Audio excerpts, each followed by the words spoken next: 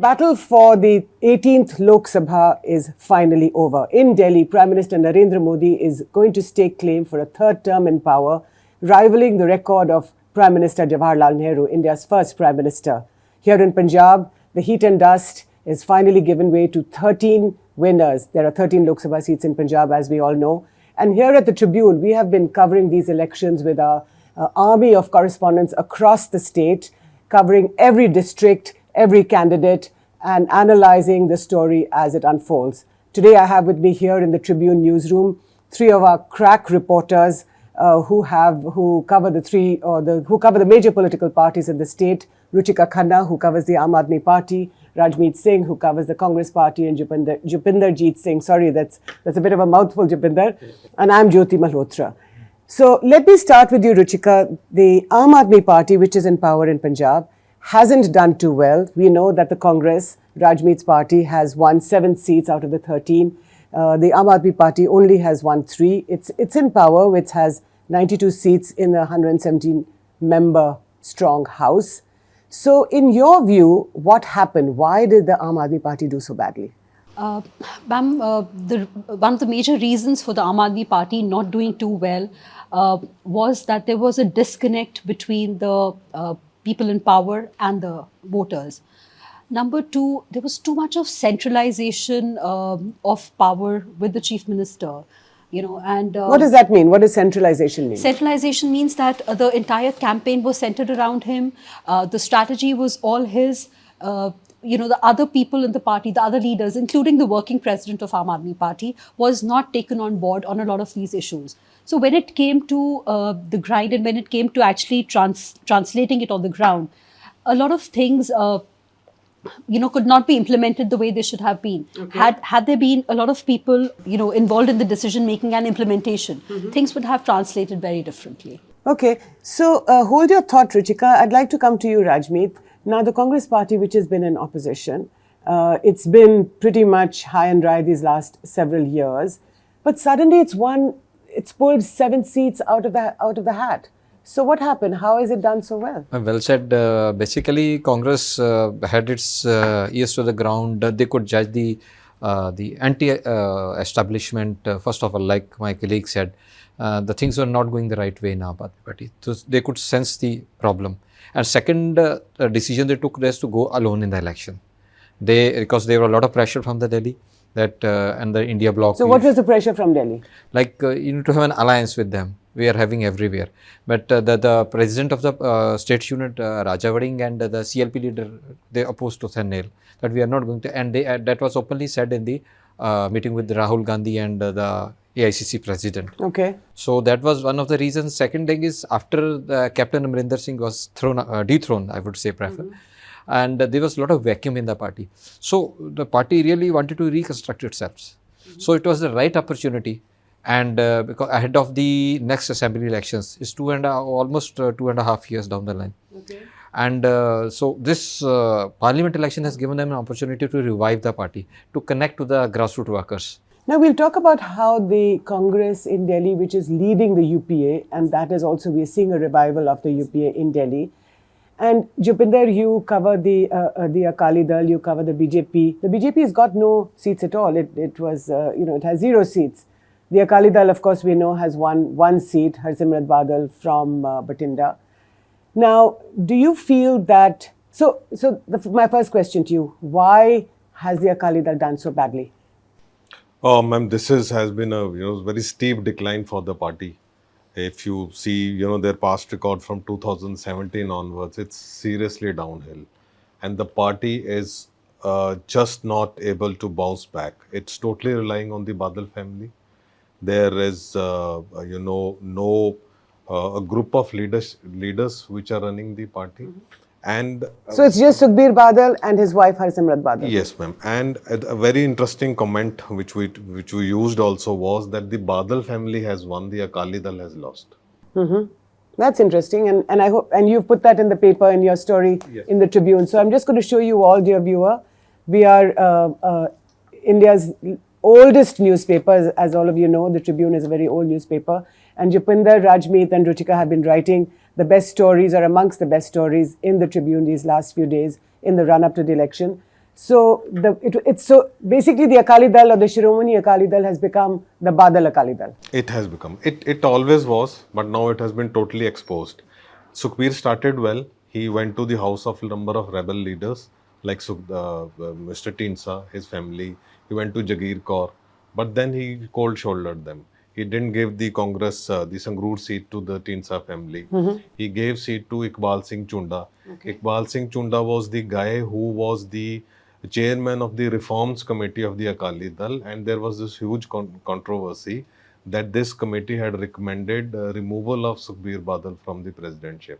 So why did the BJP do so badly in the if you saw the exit polls, they gave as many as 4 seats. What do you think, Ruchika? Before I ask you, Ruchika, what do you think? Why did the BJP do so badly? Ma'am, the BJP actually got about 18.5% of the total votes that were But polled, still 0 but it seats. never translated into seats. Yeah. You know, so I think, the fact that they had too many people from the Congress who had come here, so maybe the cadres were not as enthused as they would have been. the Congress jumping the ship. BJP? Yes, There were ma'am. 11 BJP out of the 13 candidates. Only 2 were traditional BJP leaders, Dinesh Babu and Subhash Sharma. Rest 11 were outsiders, So all from the Congress.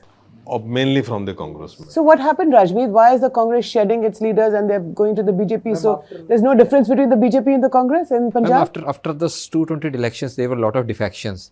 You know, there was stagnation in the party. After the 2022 assembly elections, okay, Captain where the Aam Aadmi Party Captain won. was serious on. So Captain's larger family, I would say the loyalist of. Who were his larger family? Larger family means like earlier Verka went, then Rana Gurmeet Sodhi went. There are a lot of MLAs who were in his group. They all went to the BJP. Yeah, Rana Gurmeet is there. Verka went and came back. And of course, his wife Praneeth Kaur went to the BJP and she lost from Haryana. She hasn't lost that badly though, only by 16,000 odd votes, right? Okay, but say These are the happened? guys who continue to protect Captain Amrinder till the last moment. So before he was dethroned. So those. But he is an interesting character, Captain Yeah, Amrinder, wouldn't you say? Maybe he's Unfortunately, he wasn't there by his wife's side when Prime Minister Modi came to Patiala for the rally on the 23rd of May. I see that you, when I say that he's an interesting man, you don't agree with me, do you? No. I think, he's one of the most well-read people. Not just that, he knows the pulse of the voters. Of Punjab, of the voters. One of the most astute politicians. What do you think, Jupinder? Yeah, of course, ma'am. He would have made a difference. You think he would have made a difference to Praneeth Kaur's Yeah, he would have candidature? definitely, ma'am. Yeah, but I think there must be something behind the scenes, because suddenly after the polling day, he is tweeting that I am all right and I'm not going anywhere. He wasn't much active earlier, other than just writing a letter, I think just on the penultimate day or something. Yeah. Well, he probably isn't well and people are allowed to fall ill, so it's okay. And, He has a day, ma'am. He had his limelight.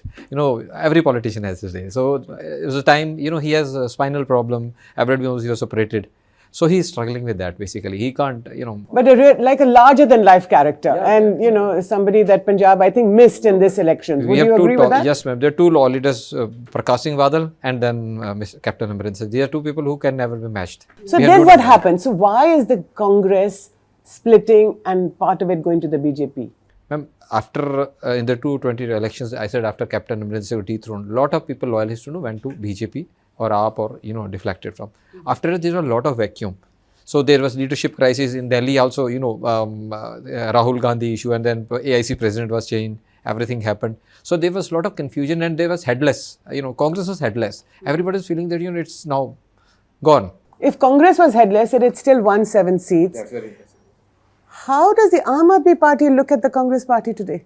Ma'am, they're quite rattled with the fact that majority of their votes have gone to the Congress. Of the 92 MLAs that Aam Aadmi Party had won in 2022, they've lost on 62 assembly segments, which is huge. 62 out of 117? 62 out of the 92. 62, In this election? In this election. We've been analysing the data today. So, of the 92 assembly segments where Aam Aadmi Party had won, they've actually lost in 62 of those assembly segments. That's serious, isn't it? That's very serious. And second point is that the Dalit leaders of Aam Aadmi Party feel that not much has been done for the Dalits by this government. In fact, they feel that whatever facilities were being given to Dalits by the other governments, Aam Aadmi Party has extended those same facilities to the upper castes. So the Dalits feel that, instead of trying to uplift them, they have facilitated the Jats more. Right. So that has also created a lot of resentment. I mean, for example, I was analysing two constituencies, reserve constituencies in Ludhiana, where a lot of Dalit votes have actually shifted to the Congress. And okay, we all know that Punjab's that Dalits constitute 40% or almost 40% of Punjab's population, which is huge. So wherever the Dalits go, that party is more likely to win. So what happened this time?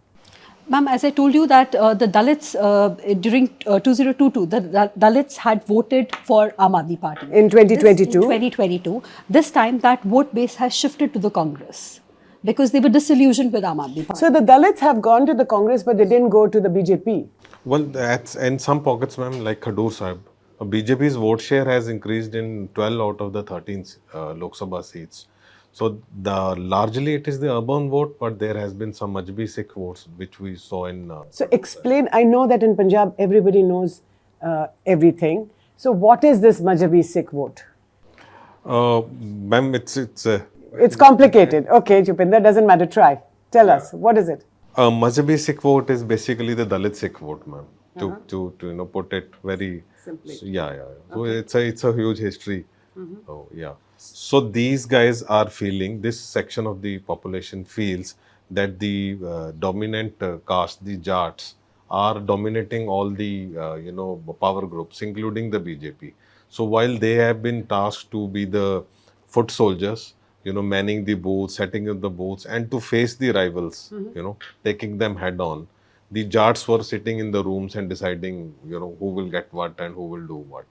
So, but the RSS had, for the last 3-4 years, they worked a lot on the Mazhabi Sikhs because they tried to exploit this kind of a disconnect between them and the Jats. Right.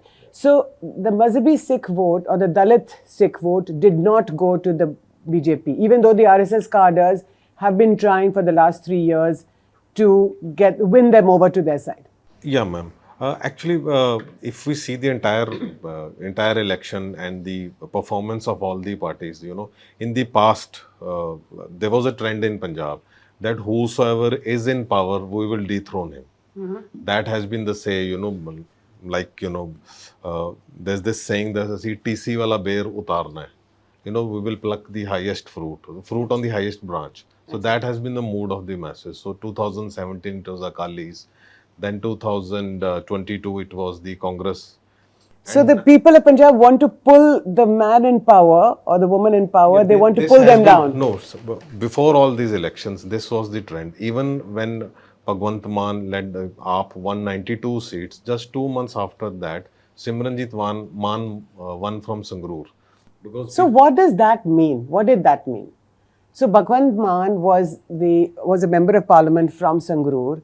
He wins the 2022 assembly elections, becomes the chief minister, his seat falls vacant, and Simranjit Singh Mann, who is openly not just anti-establishment, but he has said things which can violate the constitution, he wins the election from Sangrur. The murder of Sidhu Moosewala was a big factor, the withdrawal of security, and people were very angry the way, government withdrew his security and later on they handled it, declaring that it is a gang war. They declared it 2 hours after the murder. Okay. So that was the anger which had spilled over. Then there was Deep Sidhu factor also. So Simranjit Singh Mann leveraged all those I think there is issues. something about the Punjab voters which need to be understood about this. I mean, it's a hugely complicated thing. Like this time, they have chosen Congress, so they gave Congress 7 seats. If you compare it with 2019 Lok Sabha elections, Congress had 8 seats. Later on, because of death of one of the MP, there was a bypoll. Right. So Congress has basically retained its 7 seats, right? The big point is the loss of the Aam Aadmi Party. If you compare it with the assembly election. So on one side, people are voting from Congress. Then the paradox is that the person whose father killed Congress Prime Minister, he has also been elected.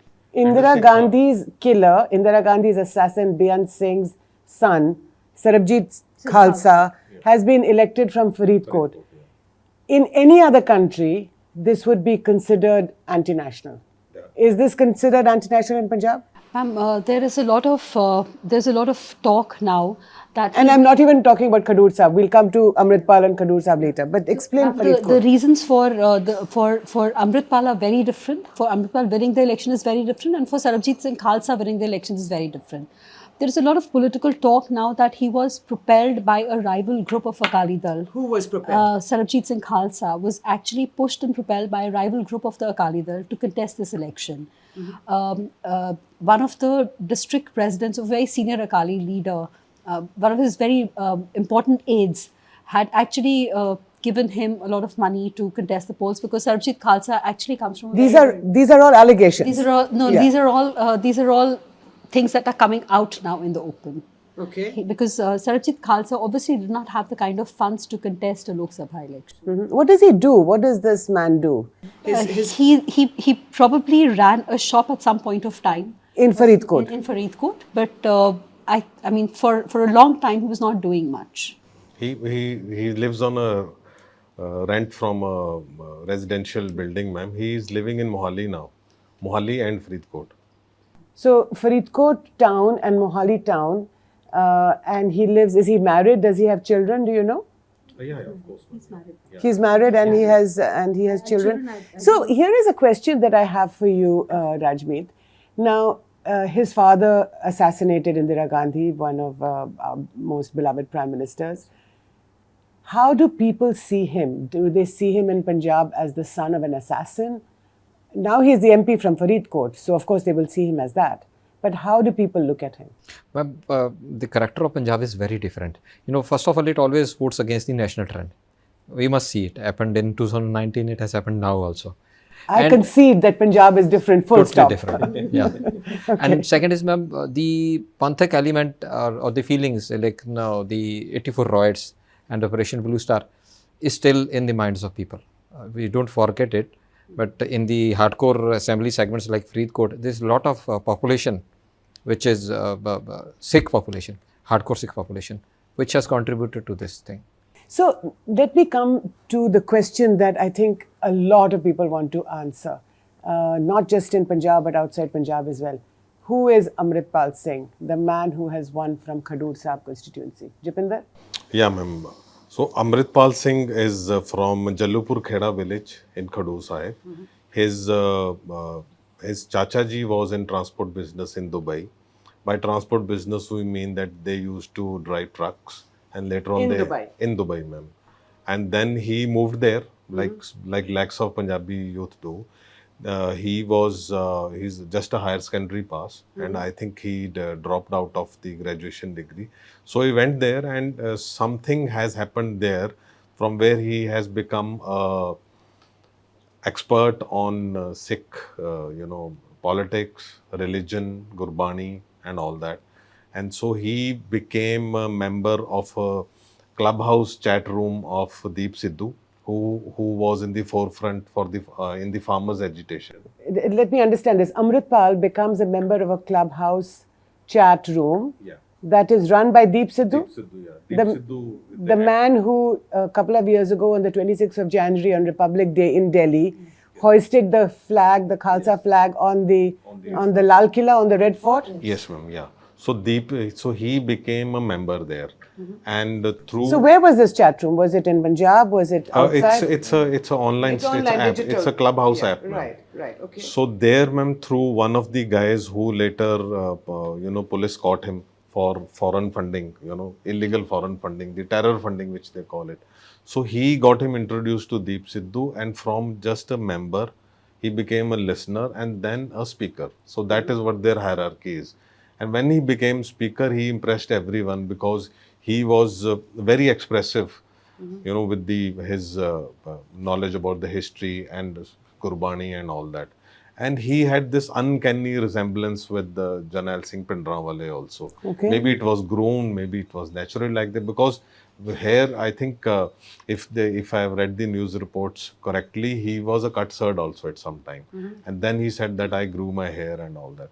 So from there suddenly he becomes important, and when Deep Sidhu dies in that mysterious car accident, he Amritpal is propelled as the head of the Waris Punjab, the organization, and this is contested by none other than Deep Sidhu's brother, who was the acting president. So there is a legal case going on in a Ludhiana court that who is actually the real president of the Waris Punjab. While simultaneously, then Amritpal was finally picked up after that car chase that we know, and he was arrested, and now he's in a jail in Assam, in Dibrugarh jail. Dibrugarh, yes, ma'am. Now, the question that I have for you is that he's been arrested under the NSA, the National Security Act. So what happens now that he's a member of parliament in the 18th Lok Sabha? He's not going to be let out, is he? Well, ma'am, there are two major questions. One is the big question which you raised, that will he be let out? Now, this is in the hands of the BJP, if I may say that. Like, this is in the hands of Why do you think it's in the hands of the BJP? With the hands of Prime Minister Modi's government. Okay. So, as per the system, there are a couple of FIRs registered against him in Ajnala police station. The FIRs range, the charges, the police charges range from waging a war against India, collecting people to attack Ajnala police station, sedition, then, carrying arms, gathering arms, and inciting people, all those, which come under National Security Act. So under that, a person cannot be jailed before more than 12 months. And every 3 months, an advisory board headed by a High Court judge has to see that should the person be, kept for next 3 months, or should he be released and put to trial. So how long? He's been there for over a year? It is, ma'am, 1 year and 3 months. 1 year and 3 months now. So what happens then? Do any of you know what is going to happen to Amritpal Singh when the parliament meets very soon? The 18th Lok Sabha. That is the second question, that will Amritpal take oath of the Indian Constitution? No, Amritpal, listen, let's be very clear. When Amritpal decided to stand for the election, he already had to sign papers where he said that he was a citizen of India, which means that he will abide by the Constitution, which basically means that whatever he can say what he likes. I mean, Rajmeet, you and Ruchika and me, we can say what we like. But as long as we abide by the Constitution, nothing that he says is actually secessionist. So, but the question is that what is the law? Do you know the law? Can he be as somebody who's in jail? This is a different, because it's under the NSA charges. That's different from just being in jail for anything else. Can he be a member of parliament before he's prosecuted? Yes, ma'am. There is no bar that he cannot be a member of parliament. Okay, but you're saying that this case is in the hands of the Modi government, which is going to stake claim very soon. I mean, technically it's hand of the police and the court, but you know how it works, ma'am. So, Ruchika, I had a question for you. Now, the BJP has 0 seats in Punjab. We know that in Delhi, for example, the BJP and the Aam Aadmi Party are at loggerheads. Arvind Kejriwal, the Chief Minister of Delhi, is behind bars. Well, he's in judicial custody technically, but he's been in jail for a while. Came out, campaigned in Punjab, we saw that. Has gone back again. So what does this do to Bhagwant Mann? Does it make him a much more important leader? Are his shoulders have much more responsibility on them? What does it do to him? Ma'am, during the campaign, as we saw, Bhagwant Mann became the face of the party nationally. He was the one, with Mr. Arvind Kejriwal being in jail, he was the one who was campaigning in Gujarat, he was the one who was campaigning in Assam, he was the one who was campaigning in Punjab, and of course in Haryana. So I mean, to that level, his stature did rise. But now with the poll debacle, I really, it's still yet to be decided, if he continues to be that tall leader of AAP. Because you said earlier in the conversation that the knives are out for him. Yes. What does that mean? A lot of blame game has already started in the party. His own party leaders, his own MLAs have been saying that the governance model has completely failed, which is why they did so well, did so badly in the Lok Sabha elections. So, do you think that he could even anything can happen in the sense that he will remain chief minister, though, won't he? Yeah, I think he will be retained as the chief minister, but there major changes are expected in the Aam Aadmi Party cabinet.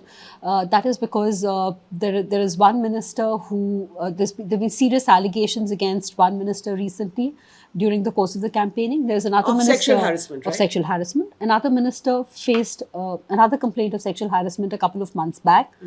A third minister, a woman minister, has actually been accused of not being able to perform her duties well.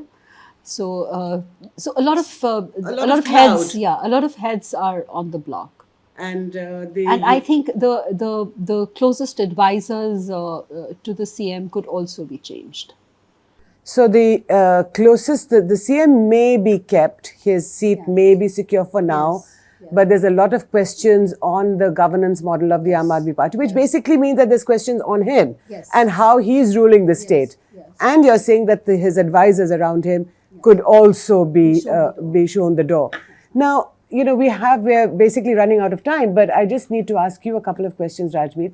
Now that the Congress party has done so well in Delhi, will this have an impact on the fortunes of the Punjab Congress? It is a faction-ridden party. There are so many factions, right? Yeah, ma'am. Exactly. On a micro level in Punjab, it is also a faction-ridden party. So now the game for the tallest leader has begun. Who is going to be? So who are the three tallest leaders in Punjab? Three tallest leaders. One is the PPC president, Vading, who has won. Bajwa, CLP leader, who was manning the show from behind the scene. And the most important is Channi character. That is over. Now, Channi is a real character, isn't he? He's Charanjit Channi, a Dalit Sikh who's won by a huge 175,000 votes. That's quite a remarkable record. And a Dalit chief minister, the Congress had tried on him prior to the election. That was a mistake. All the non-Dalits went against him. So the Congress, that was one of the reasons. One is Vading, Raja Vading, who has won from Ludhiana. Then you have Charanjit Channi. Pratap Bajwa. And Pratap Singh Bajwa. Who was a PCC president. Now the game would begin to, who is going to the CM phase of Punjab 27. So that is a real, and another important thing I would like to mention is, the BJP, the Hindus did not apparently go for, or the Hindus of Punjab are different. They are not aligned on the national lines. The Hindus, one second, let me just understand this. The Hindus of Punjab are different from Hindus in the rest of the country. Yes, ma'am. Ruchika, do you agree with what he's saying? Because I'm just wondering. No, it's true, but I think here the Hindus are basically into trade and industry. And they will go and vote for a party which gives them economic security. Okay. That is one of the reasons. So I think Punjabi Hindu is not swayed by he's not swayed by the religion, Mandar issue, but by economic concerns. So the BJP did not understand the character of the non-Jats. But you just said that when the vote is polarized, the Hindu vote, the BJP is trying to attract the Hindu vote, right? Yes. I think that is the reason that they got 18. They got, but they did not get that mandate, which they should have. We should have given them a seat. No. See, there are things unless they do something about this farmers issue, they will not which is a topic that we have not touched. And let me spend, I know that we are running out of time, but can we spend a couple of minutes? Ruchika, you've been covering the farmers issue for a while. They've been showing the black flags to BJP candidates across the state in these last several weeks, did not allow them to enter the villages. Why and what now? Ma'am, why? The reason is that when there was a year-long farmer struggle, we had about 750 farmers who had died. And when they laid siege to Delhi. When they laid siege to Delhi, when they were protesting on the borders of Delhi, during the entire course of the year, there were 750 farmers who had died. Now, during the course of the struggle, also the Lakhimpur Kheri incident happened. Mm-hmm. Although the 3 farm laws against which these farmers were protesting, those farm laws were rolled back. Right. But these farmers felt that the BJP did not feel sorry for the loss of lives or for incidents like Lakhimpur Kheri, which showed that which showed the arrogance of the BJP leaders. So are they punishing the BJP? They are punishing. I mean, the whole campaign was expose, oppose, and punish BJP. That was the name of the campaign. Expose, oppose, and punish the BJP. Jupinder, you cover the BJP. There is a basic nature of Punjabis, ma'am. They don't like arrogance and they don't like anyone's zid. Would bow down in front of. जो जिद है ना ma'am, that is what Punjabis hate and they will pull it down. You see. तो BJP में कौन सी जिद है? BJP में जिद थी that आप बैठे हो शंभू बॉर्डर पे तो आप बैठे रहो. You know, I mean, someone is protesting in the national capital for more than a year, and the government can't, you know, convince them. लेकिन तो फिर वापस ले लिए ना farm laws. All the 3 farm laws were taken back. That were not temporarily suspended. So they remember. These farmers remember what happened to them more than 2 years ago. And it is the arrogance. Punjabis can forget. Punjabis don't forgive. That is the name. Or the other way around. They may forgive, but they don't forget. They also forgive. Yeah. So you're saying in this election, they don't forget. Yeah, they forgive, but in this election, are you saying then that they did not forget what happened to them? Yes, ma'am. They've made it very, very clear. In fact, yesterday when we spoke to the leaders of both SKM and the SKM non-political, they said these are the farmer unions, the big farmer unions. Yeah, these are basically bodies of all these farmer unions, and both the bodies were very, very clear that it's tit for tat. They never allowed us to enter Delhi. We have not allowed them to enter our villages and seek votes or will. I'm afraid I'll have to leave it there, but this has been a really fascinating discussion. Ruchika Khanna covers the Aam Aadmi Party, Rajmeet Singh who covers the Congress, and Jupinder who covers the Akalis and the BJP. But actually, all 3 of you are had so much knowledge about the state of politics in Punjab. And thank you so much for your time and for explaining all these stories to us. And to you, dear viewer, I'd urge you to read the Tribune. I hope you do read it every day. If you don't, then get a copy, buy one, ask your newspaper wala to get you a copy.